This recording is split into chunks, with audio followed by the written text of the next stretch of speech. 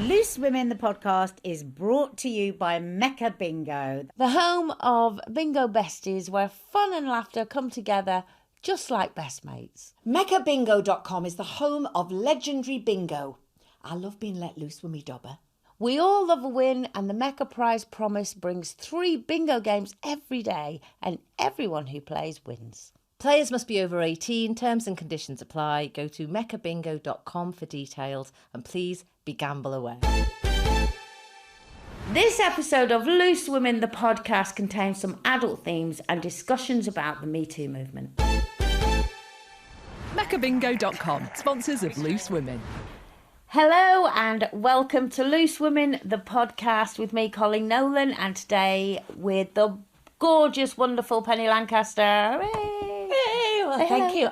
It's my very, very first. It is your first. I'm happy that it's you. Oh, I'm happy it's me to be with you. Now, today, we are going to be answering questions from you guys, our lovely listeners, Penny, who we've got some great ones coming up, don't we? We certainly do.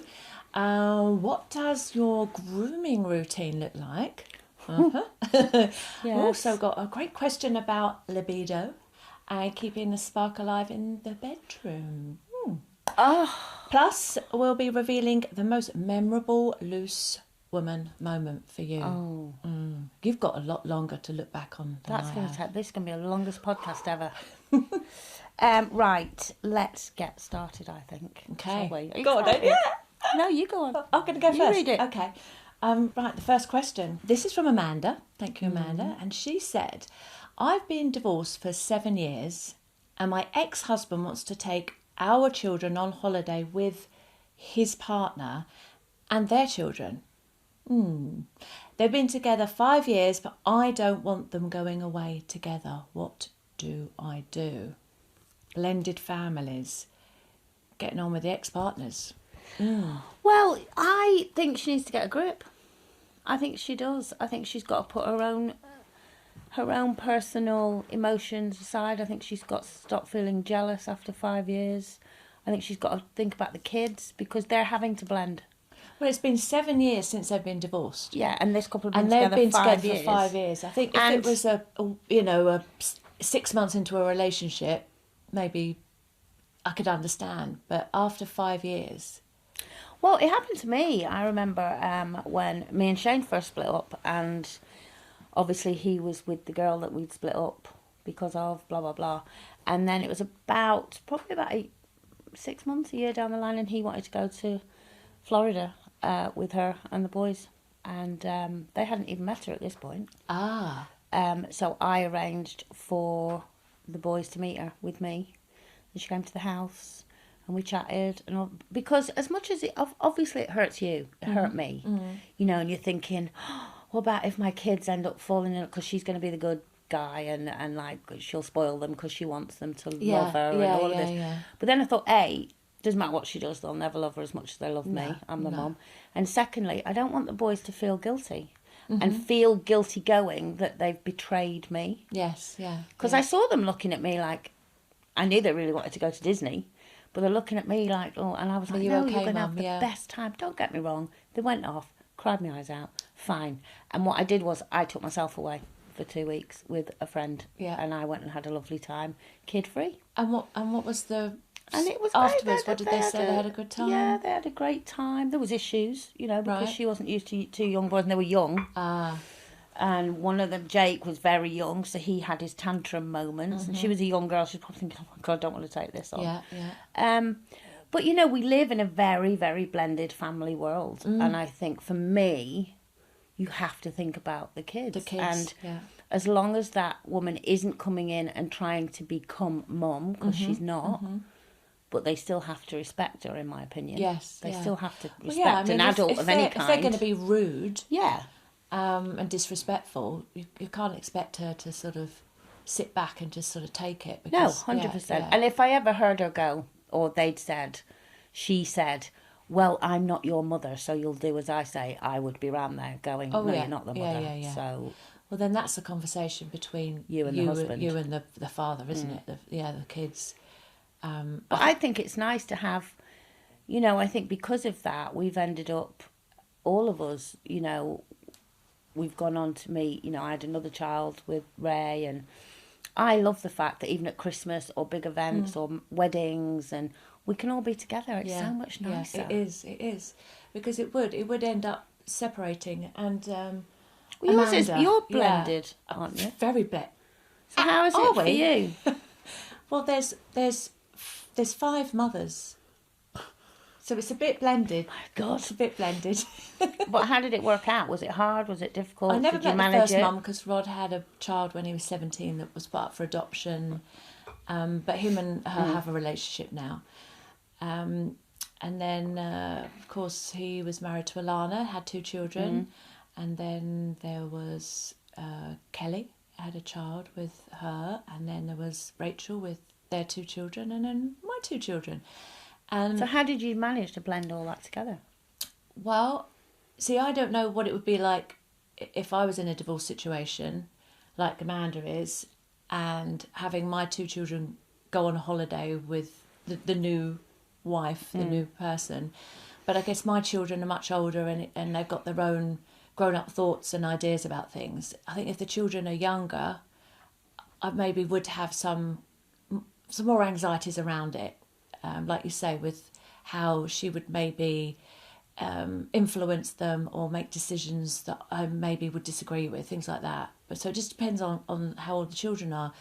But I really did take into account what it must be like for the mother when I was around Rod's children.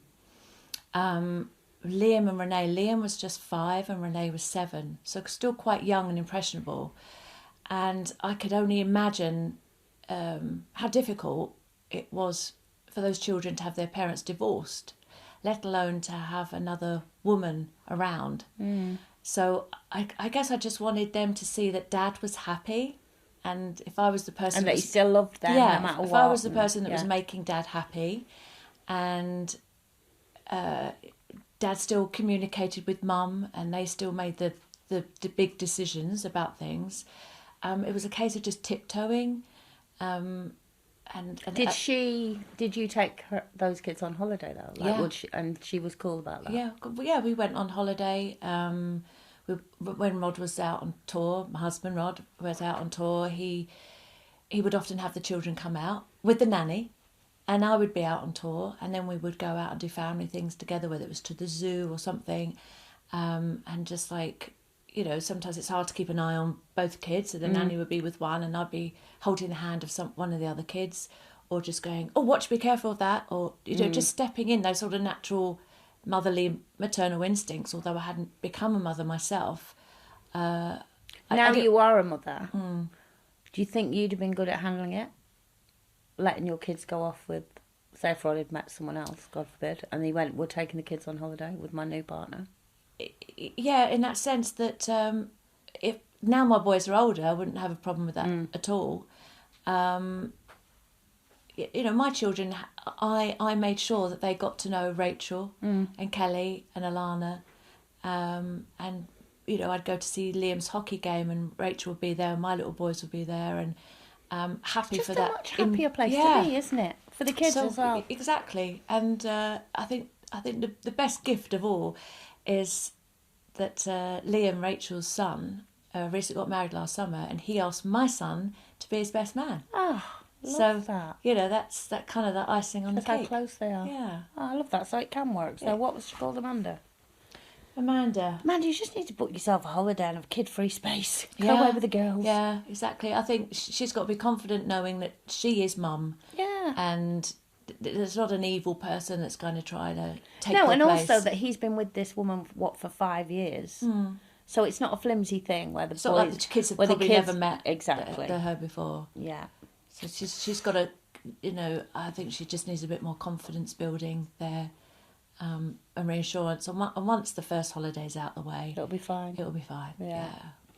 Right. Like you said, you don't want to spoil it for the children, and the children would just be bitter with her and angry if she said no, you can't go away, wouldn't they? They would just they'd be angry. It's like when your husband wants to go do something, or you'd much prefer them to be home sitting at the dinner table, or your kids, and then you just say, actually, go and do what you want to do, because I don't want to see your face sat at the dinner table Yeah. looking miserable, staring at me going, it's your Blaming fault me. because you wouldn't let me go. And also, one of the things I got round when my kids were little and it was hard for them to understand, the one thing they did understand was when I went, yeah, but just think, get 2 holidays, 2 Yes. Christmases, 2 birthdays. Yes. And it was like, oh, okay. Mm-hmm. Yeah. Selfish little Yeah. sods. Don't be worried about me. Right, I've got the next question. Okay. This is a good one. This is from Tracy. She says, my best friend keeps trying it on with my husband. How should I handle it? I'm just trying to Actually, picture it's from that. me, and I'm just wondering how you're handling the fact that I'm flirting with Rod. I don't know. Is she a best friend? I think if it was a best friend, you'd know her better. So if you're accusing her of flirting, then you know it's not her just being friendly, if you knew her that well. It's hard, Well- that one, isn't it? Because the thing is, if you make him aware of it, in my opinion, if all of a sudden you keep going on to him about, she keeps flirting with you and she keeps saying this, and make him notice it, some men that would change them, where they'd start, because their ego, they'd like it, might start flirting back. I would probably distance myself from the friend.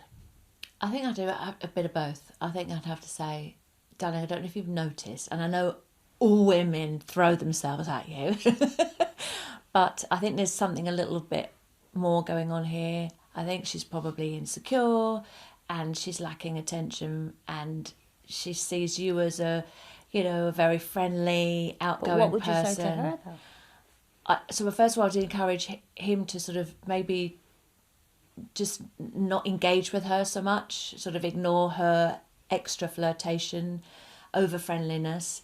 And then for her, I think I would have to just, not invite her over That's for what I mean. dinner. Just a bit of distance, unless it was a big group or something. Yeah. I mean, well, then if you got a big group, then you'd be all night. You Yeah, imagine a looking at- party kind of going, where's my husband, where's her? Or would you just, if she's your best friend, would you not go, are you flirting with my husband? Yeah, or like, Or why are you flirting with my husband? I think I'd have to ask her. so I would imagine that she is not with anybody. That's what I'm picturing. Yeah, I'm 'Cause picturing she's a if single she was friend. with someone, then you could kind of go, what about John? I bet John doesn't like the idea that, you're giving all your attention to my husband. And so I imagine that there isn't a John in the picture. She must be single. So maybe I would just have more of a conversation of, when was the last time you dated? Is there someone you're interested in? Because... And maybe I do it as a sweeping statement of like, because I have noticed when you're around other men, you get a bit flirtatious. So not necessarily accuse her of doing that with my husband, because maybe she's not even aware of her behaviour and she's just insecure. There's me kind of like... You've been very nice. I know. Because I think Well, there are people that are aware and they use the excuse of, oh, I'm only joking. I'm only messing. And Yeah, it's kind of yeah, like, yeah. well, no, you're going up and twerking in front of him. That's not really messing. Yeah. Do you know what I mean? Yeah. Can I have a cup of tea? Yeah. And you're twerking, you're behind. I would... I mean, I think we it did happens have with someone, younger, but I can't imagine with older. We when did they're have doing it. someone, a friend that was like that, but then she was like that with Everyone. all the guys, yeah. So we just, I guess you've got to trust your partner as well. yeah. If you're really secure with your partner, you'd both be laughing about it. Yeah. And yeah, I don't think Rod would take, or my husband would take anything like that. Like, seriously, he would always sort of laugh that kind of thing off. So it would be a case of tackling it from both ends by saying, look, whether she's aware of it or not, or whether you are, like, just to do her a favour, or just sort of turn a bit of a shoulder, like don't it a respond bit. to her, like a naughty child misbehaving. They Also, get this- tension and they want to do it more and more, so just like ignore, and then I'll have a subtle kind of chat with her and hope that. So I would always think it would come from not a spiteful place, but some insecurity. And also the different levels of flirting. Because you can tell when someone's flirt. Like, I'm a flirt, but you can tell it's absolutely out in the open, not serious flirting. I love innuendo. Yeah. Like then when I said about Rod, Yeah. Oh, well, I Yeah. message Rod or whatever. Yeah. But I think there's also another kind of flirting. I'm good with people flirting, but I can spot someone who's serious. And then I go, now you're overstepping the line. But it's just dawned on me. We're talking about a woman coming onto a guy, and we're sort of we're being very soft about our approach here. But what if it was the other way around? What if the guy was flirting with the wife? Because I think that would have a whole different feeling about it. It would be more predatory behaviour. It would be, you would think it would be more sexual, you would think it'd be more dangerous, more alarming. If there was a man that was sort of hanging on to that hug that little bit too long, or making kind of rude suggestions, I think that would come across like a lot more offensive. It would be a lot less a lot more What, to you or your unacceptable. husband? If there was a man, you know, in a group of friends that was being overly flirtatious with a female in that group of friends, that Have was you sort had of, that? I've been in that sort of situation before, and the guys normally wrap it up pretty quickly. It's just interesting how a group of men would deal with it as opposed to a group I don't of think women. men would deal with it. I don't think they'd look as deeply into it as like we just No, have. no. It would just be a no, that's not happening. Yeah, they'd be like straight on it, and yeah. Yeah. Do you know what I think? I think we need to take a break because I need to work out why that's never happened to me. So maybe that could be another question after the break. What's wrong with me, Penny?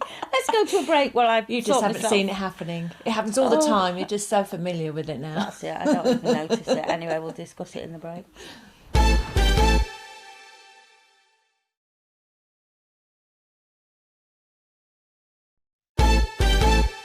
Welcome back. Are you enjoying it, Penny? I am. It's It's good, really isn't cosy. it? I always feel like we need to do this on Loose Women, but we don't have the time. We don't have the time, and there's 4 of us. Yeah. So you have to let people in, whereas we don't. No. Door shut. Door shut. Me and you. Let's go. But if you are enjoying it as much as we are, then please remember to subscribe, follow, and rate us.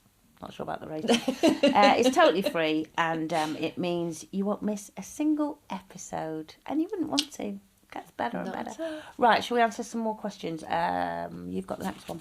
Yeah. Okay. So this particular listener is asking, as a menopausal woman, Oh. how do you manage when everything below the waist feels like it's dead? Below deck. Okay. Please help. Head is willing, but body is not. Well, my first thing would be get on HRT.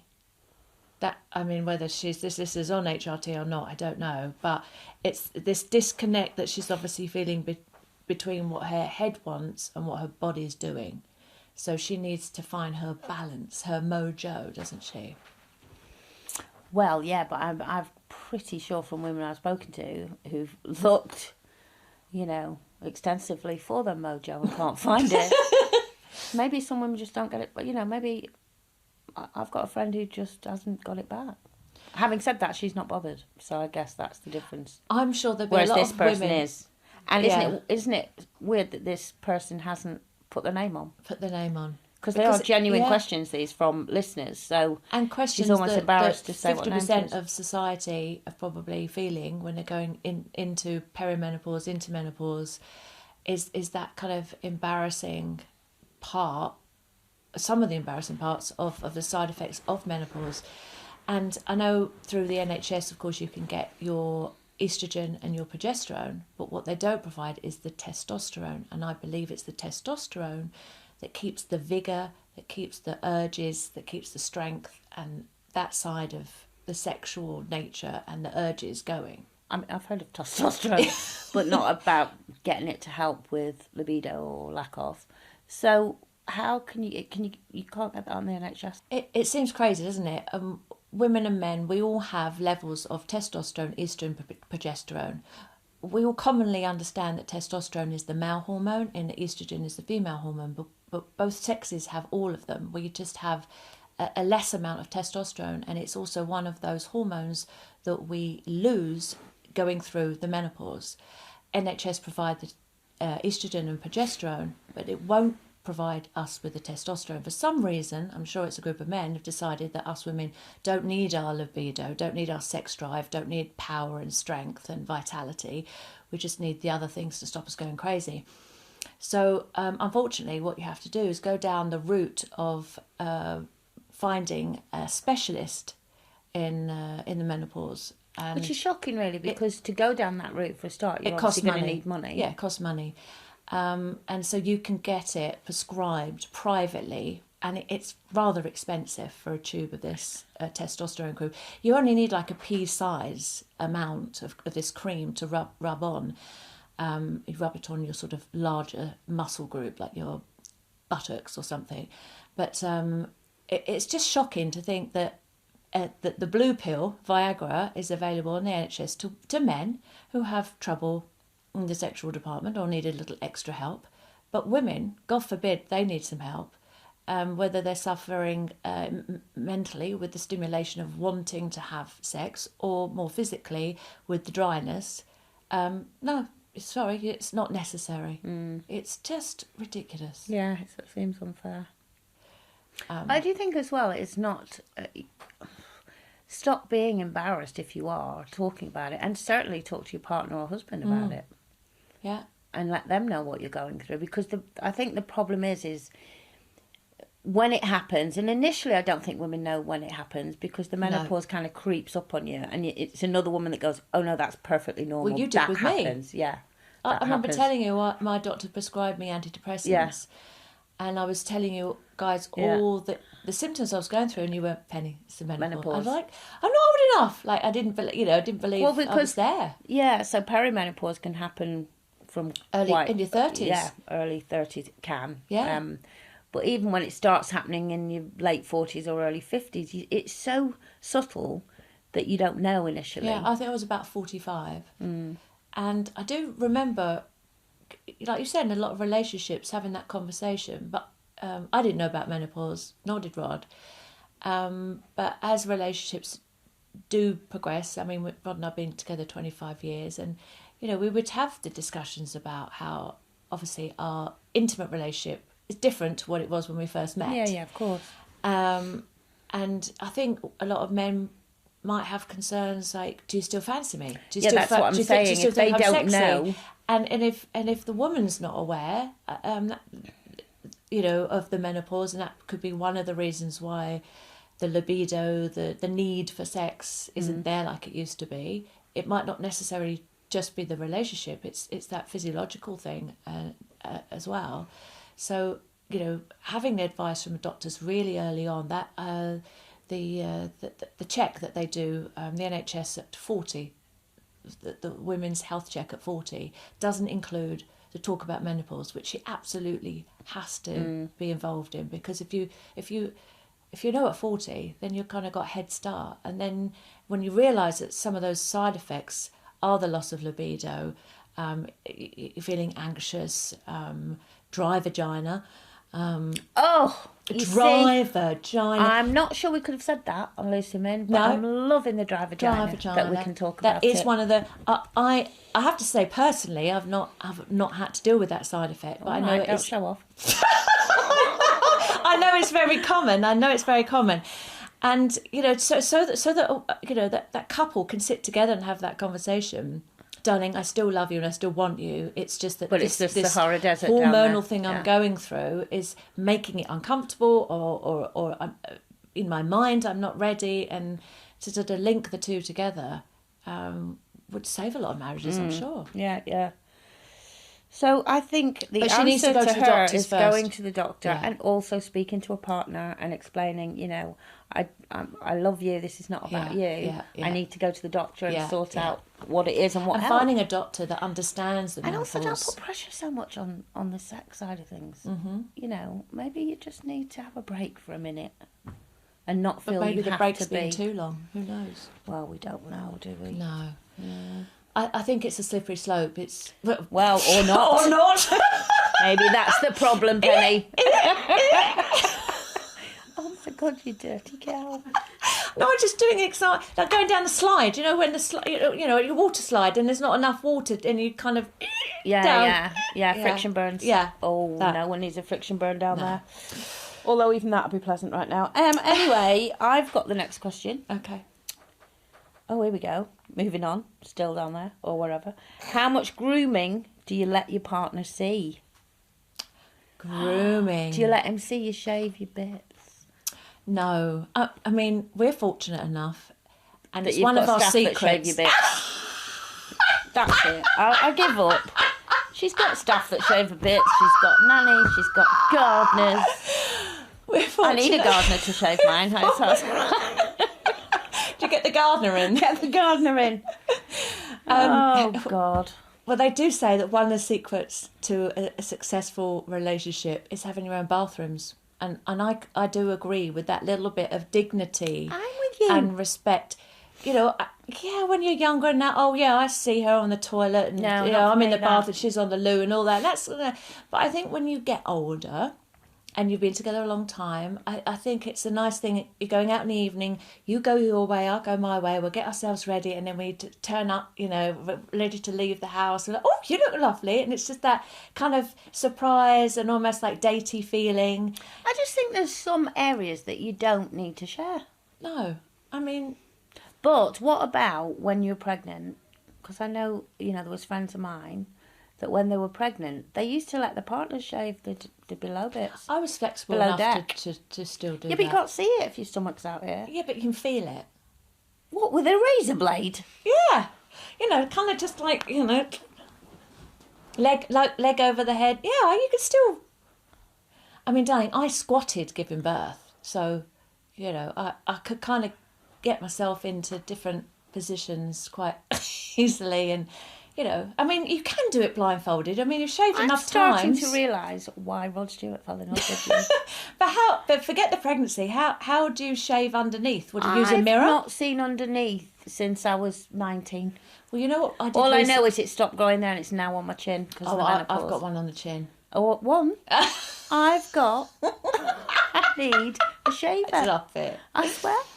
That's arm hair, look. That cushion. Just recently, it's my armpits. I wish I'd done it a lot earlier. I went for a course of laser treatment, and I have no hair now.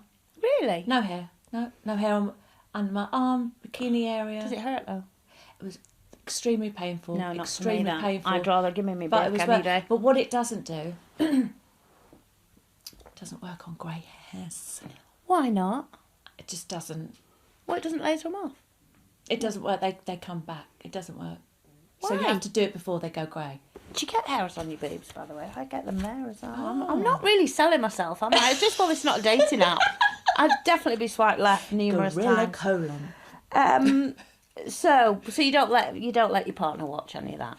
I agree with you. Yeah. I don't want to see him doing any of it. Well, I don't mind him shaving his face. Yeah, but I don't really want to see him sitting on the loo. I suppose the legs or could kind of grooming. look sexy if you. Oh, well, they do all that. Yeah, if you did all this kind of, like soap sud it up and that kind of, which reminds me of an amazing joke, a skit that Michael McIntyre used to tell about how sexy it was when your girlfriend that you first met, when you were first dating, she would put on her stockings and roll them up really beautifully and over the thigh and this little lace, very seductive.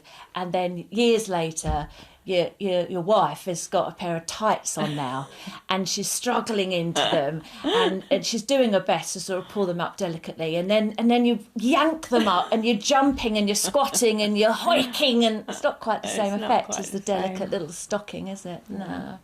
But needs must. Right, I need a rest. I'm wearing you out. We need a break. Should we have another break? Yeah. Let's have a break.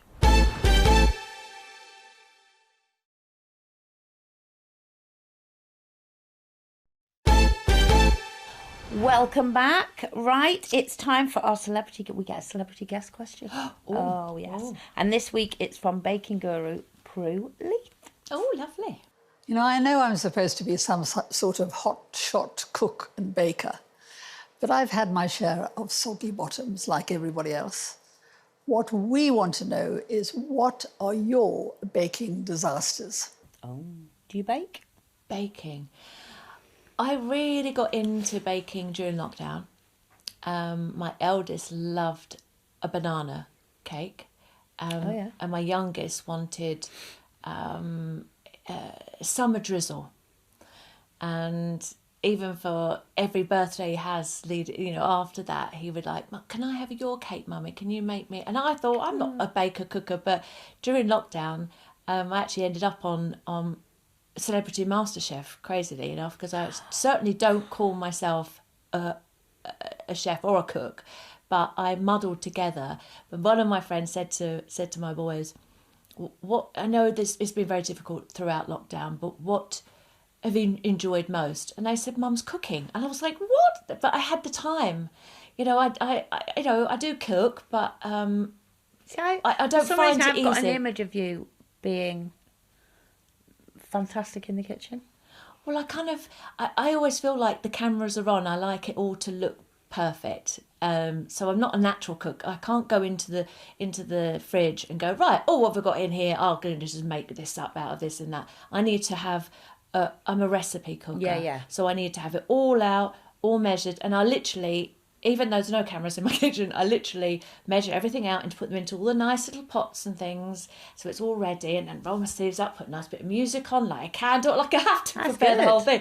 But then that's only if you've got time, which we all did during lockdown.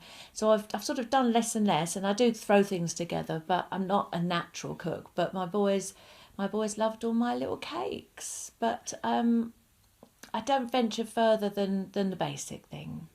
And there was one of my hugest disasters, wasn't so much the cooking, it was where it ended up. It ended up on the walls. Why? Because it was during lockdown when I didn't realise I was going through menopause. I thought I was going through a depression, and I'd made this dinner for my boys and my husband, and I was calling out, and because it was endless, wasn't it? It was breakfast, lunch and dinner, forever. And I was just like fed up that they weren't coming down when I'd asked them. And then finally, when they walked into the kitchen, I'd had enough. I literally picked up the plates and burst into tears and threw them across the kitchen. And so the dinners ended up on the walls. I ended up on the floor in a crumpled mess. Well, Rod just went, boys, quick, leave mummy, give her a minute. And he came over to me and he said, "I'm sorry, darling, are you okay?" And then the boys came in and they all helped clear up, and they were like, "I'm sorry, mummy." And I was like, "I'm sorry." And then my husband was like, "Right, we need to get you to a doctor. This isn't the mummy we know. This isn't Penny. There's something beyond like you worrying about lockdown or whether the cake's getting eaten on time or bacon. Yeah, there's dinner. something else going on." And it was the side effects to menopause. Just kind of blew a circuit. So that was that dinner disaster. Wow. What about you, my darling? Have you had any soggy bottoms or food up the wall? Many a soggy bottom, Penny. But that's a different question. Yeah. Yes, I have. I am. So there's two incidents that come to mind. I'm not just not one of those mums. I'm just not one of those mums with the apron and come on, let's bake cookies. When I think, well, you can buy them. Or you can buy a ready-made mix. And the little, because they just want to mix it. So I've got two that I really stick out in my mind. One was I did Celebrity Bake Off. And when they asked me to do it, I said 100% no. It's like my worst nightmare. Mm-hmm. And it was my kids that were like, "Mom, do it. It will be so funny because you're so rubbish." I know that's what mine normally said. Mum, it was we'll just have the best laugh. I actually was surprised at myself because I did make stuff and it's so pressurised, you know. Yeah, you've got timings and top chefs there, and you're like, "Oh, I'm scared to death." But it was a disaster on the last one where I had to make. You had to make a landmark of where you were born. So I had to make Blackpool Tower in shortbread biscuits. Did you get any practice time? No. And it went absolutely Seriously, no horribly practice? wrong. No. And as I'm carrying it forward, I'm laughing so much because you have to carry it forward to the judges. And then I put it down and they all just looked at me and went, "What is it?" And I nearly slid down the walls laughing. I was going, "I don't know. I don't know." But it tasted great. Did it look more like a leaning tower of Pisa? No, it looked like, you know those things on on an Australian beach where the lifeguards sit? Yeah, It looked like a lifeguard house. Well, couldn't you said that? And Well, I never thought at the time. You were born I could near have the said beach. that. I could have said I was born in Australia, and this is it was perfect.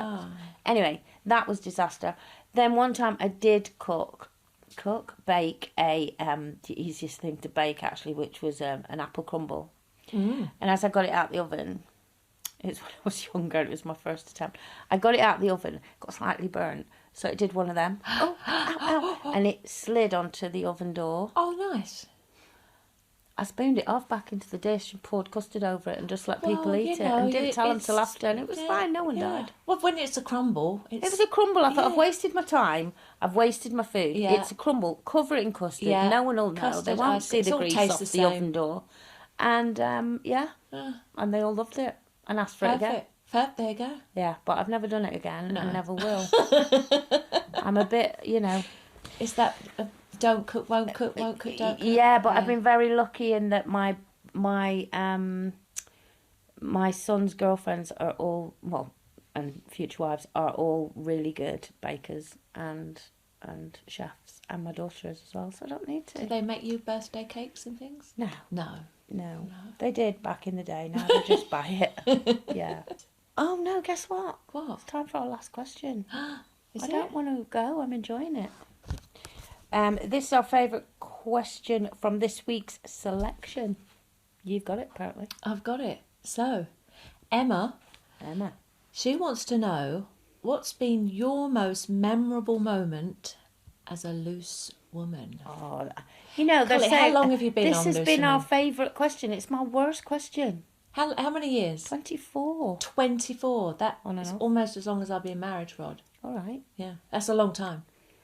You got hair in your mouth. I do. I mean, you are just sitting there just constantly Well, you know, trying to pull the hair off your lip each time. Has it grown from your Sahara I know. Desert onto your lip? That's the menopause, does it to you all the time, love? Have you got it? Mama's. I can't take you seriously while you're sitting there. It's gone. Is it out It's your gone. nose? Yeah, I don't know where that came from. Oh, well, I had my hair cut yesterday, so it was a loose one. It will be. Yeah. Anyway, we'll get your gardeners in if it carries on. Stay loose. Right, what's been your most... Oh, there's so many on loose. How can we narrow it down? Can't really. I guess my favourite moments are Memorable. when we've laughed organically. I know it's the You can't production carry crew on. and the director and the film. I know it's their nightmare, but when you can't breathe, you're laughing so much and you just can't talk, and you look at or you hear them going, "Stop now because we're running out of time." Worst thing you can say to me, because I can't stop. I've had loads of fun moments like that on Loose. Brilliant guests we've had in the past. And I would say the one that I will take to my deathbed with me from Loose just happened recently with my 60th birthday celebrations. It was honestly, I've had big parties in my life, especially, landmark ones, 30s, 40s, 50s. What they did for my 60th will stay in my heart forever. Tell me a bit about it. Well, it was just surprise. I had no idea. I knew that they would You get were me a actually cake. on your birthday. I was on my birthday. And I knew, they'll get me a cake and they'll Yeah. probably put a balloon up and all that. But all during the day, they kept me imprisoned, actually, in my dressing room. Wasn't allowed to leave, had Don't a come out. chaperone. And I was like, I'm just going, no, you can't go that way. So I thought, they've got some, surprise guests, thinking, Jake Quickenden or someone like that who I get on great with and I've done stuff with, or, of that ilk or comic or whatever, past guests. No idea. And then they blindfolded me and put these earphones on when I walked out into the studio. And I'm still thinking, they've done the setup. They've put some banners up and some pictures and they don't want me to see it. And then I took it off and the first 2 rows were my family. All my kids who've never been here all together, ever. My kids, my friend of 35 years from London, friends, family, and I went from that moment. And then obviously I knew there'd be guests on, but I didn't know that they got my 2 brothers to walk out. Oh my Who've God. never been to see Loose. They've watched it on telly, but they've never actually been in it. One of them never leaves Blackpool. So I had to get him on a train as a feat. And how wonderful. and then my sister was another guest, and I didn't think about her coming because she was touring in Dublin, and I thought, well, she's not going to fly all that. It just went on and on and on, and it was Are you so. good at surprises? What do you mean? I mean, do you like having surprises, or you like to be in control of them? You like surprises? I love surprises, and I never look. I never try Yeah. look. I No hate peeking. people that look for it because I think Yeah. someone's going to that much trouble, yeah. and you're trying to find out why. So I never look, but genuinely, it never even entered my head. I just didn't think about it. All I thought was, God, my kids are good liars, because I was thinking, why are they all? Because Kira obviously lives she's got an annex within the house with her and her fiance. So when I'm not there, she stays at home and looks after all the animals. And this day she was going, I need to get someone to look after all the animals because me and Max have got to go to see his mum. So I was like, oh, God, why couldn't you go another day? And she said, well, his mum's working. I couldn't go another day. Anyway, I didn't think anything of it. And then Shane said, I can't do it, I'm working. That's the worrying thing, isn't it? How was convincing so all good. their lives were. So good. And not only were they all there, but her fiance's mum was there as well, who I love as well. So they were all in. So that's an amazing memory. But honestly, to actually pinpoint one of the amazing moments I've had on Loose is impossible. It's really, I feel like I've genuinely lived the best and the worst parts of my life through Loose. They've always been like a second, sounds so cheesy, but they are like my second family. Yeah, you know, when I lost my sister recently and I wasn't on Loose for a while, and then I missed the comfort of them. I thought it was like, I need to go to back to my other home now. I think when you're anywhere for that length of time, Yes, yeah. you know, so that's why I get upset sometimes, you know, in magazines or whatever, and they're all loose women and it's toxic and you wouldn't stay somewhere for 20 odd years if it was like that. No, not you at know, all. you don't need to, I don't No, need to, you'd be no. like, I'm not going back, can't Yeah, stand it. yeah. You just wouldn't. No, I've always maintained that I've felt not only welcome, but I've always felt extremely safe on Loose Women. Yeah. Like you trust the team and Well, there's a the few dodgy production. ones, there they are. But They're all sitting there like, why is she looking at me? yeah, so Is there a specific moment? well, I do remember my first ever show, and it was when Spandau Ballet came on, and it was when we had all the sofas. There wasn't a desk, and I remember telling Rod about the guests that we were having on, and Rod said, "Oh, they love kicking a football backstage, and here, give them one of my footballs. I'll sign it for them." So I remember sort of having it down by the side of my chair and talking to them about what it was like backstage for them with their kids coming out on tour. So I felt like I had a connection as a panellist with our guest that was coming on. So straight away I kind of realised the beauty of Loose Women and the mix of different panellists they have on and the stories that we can share together that kind of blend both of our stories and backgrounds together. So that was always memorable. And of course it's always fun when Rod's on. Yeah. You know, bring your husband to work day kind of thing. So that's always good. But I suppose what really sticks in my mind, and you were talking about the happy times that make you giggle, and they're always fabulous. But I guess it was the... Oh. No. Give me a hand right now. What? It was, and because I felt safe, when I talked about the Me Too, Oh. and when that came out, and it was a story that I hadn't even told my parents about, and I hadn't talked about it in the briefing before, and I wasn't intending to talk about it, but it just came out on the show.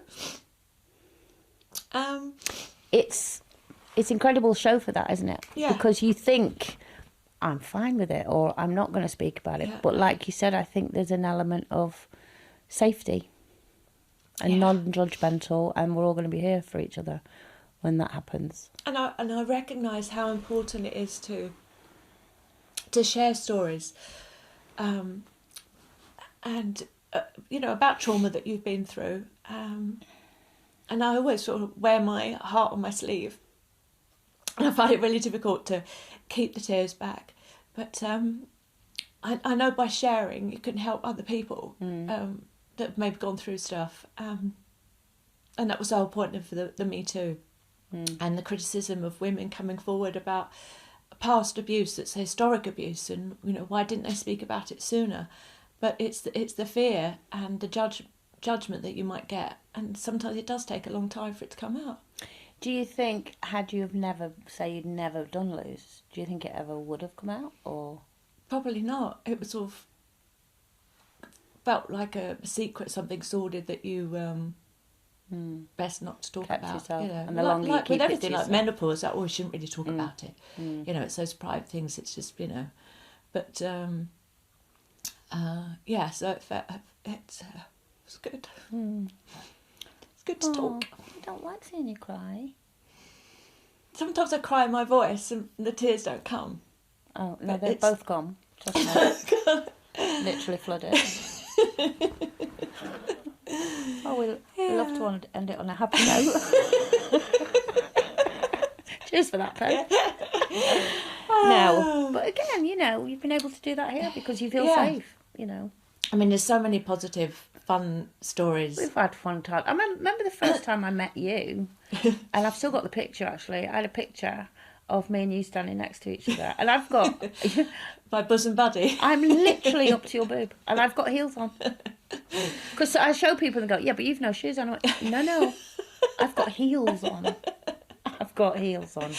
That's why I mostly wear my flats. But And also another moment for me, and this is where I love it. Just let me say this quickly. So my best friend, I was talking about Carol, she's been best friends for 34 years. When I say obsessed with your husband, like a teenager, like from day one, she has a cutout, 6-foot cutout of him, and on her birthdays he's in the room. When I told her you were on with Rod, I don't think she's ever been to see me on Loose. She took a day off work. And she's obsessed, and I love those moments that you can do. you can give to people, yeah. give to people. Yeah. Well, that's it from us two. You'll have 2 more Loose Women here on Tuesday. And remember, if you have a question, please send it forward to loose.women@itv.com. And we shall see you soon. Until then, Until then, let's Stay stay loose.